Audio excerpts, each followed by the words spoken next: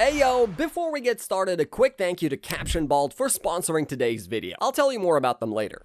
So I came across a video and I immediately found myself liking it. So I asked myself, why does this look so sophisticated? When I finally realized it, I smiled and said to myself, my boys are gonna love this one. So here we are. Look, I'm not gonna waste your time. I mean, I never do. This video is just over 5 minutes, and I'm gonna need you to stay with me for every second of it. Not because I'm asking you to, because by the time this is over, you'll understand why every second mattered. Don't skip, trust me on this one. So, I watched it again, and I started asking myself the question that always gets me in trouble.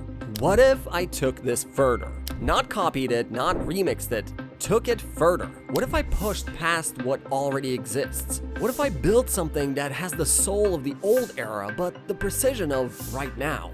What would that even look like? I didn't have an answer yet, but the question wouldn't leave me alone, and that's usually how the best things start.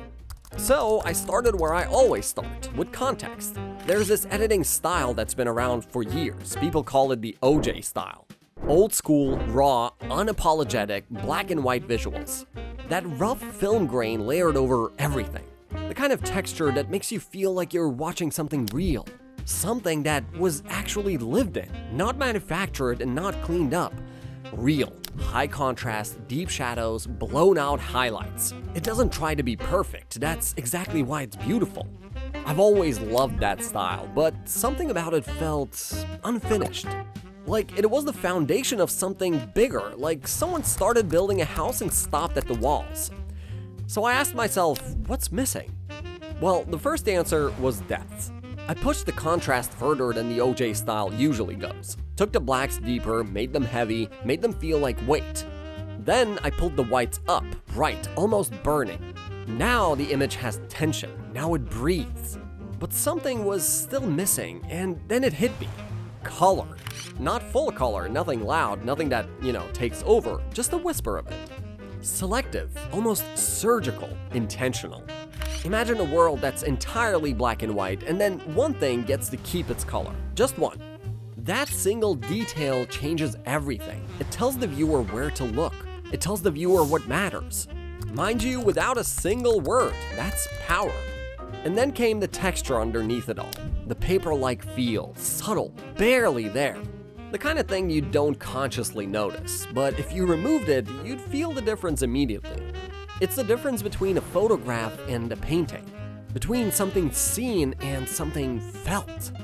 And then I brought in the modern side. Clean transitions, smooth, controlled, precise, none of that old school roughness in the movement, just elegance.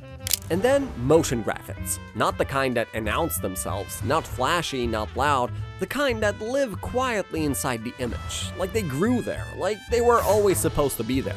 Modern motion inside an old soul frame. And the moment those two things existed in the same space, I knew what I had built. Something that didn't exist before, something that feels old and new at the same time. Familiar, but completely fresh, like a song you've never heard that you somehow already know. Now, if you want me to break this down step by step, the full tutorial, just drop a word in the comments. The problem with this video, and any other video for that matter, is after you've finished editing, you still have to create content out of it for shorts, reels, and TikTok. It's super tiring, and that's why CaptionBolt exists. You can upload your long-form video, automatically find clip-worthy moments, reframe them into a vertical format, add animated captions, and export everything ready for short-form platforms. What's nice is that the captions and vertical formatting happen in the same workflow, so you're not jumping between multiple tools just to get the content out. If you're already making YouTube videos or you're a clipper, it's a really efficient way to get more content from the work you've already done instead of starting from scratch every time. If you'd like to try it out yourself, CaptionBolt has given the Davekot community 50% off with the code Davekot. You'll find a link in the description. Now, let's get back to the video. This is what happens when old soul meets new precision. Just look at it. Bruh.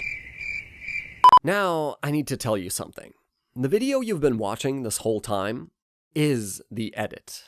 From the very first frame. Every second you've been sitting here watching me talk about building a style, you were already inside it. The grain you felt, the contrast that pulled you in, that whisper of color you noticed but couldn't quite explain. The motion that felt too smooth for something this raw. That was all it, the whole time. Everything I described to you, you were already living it.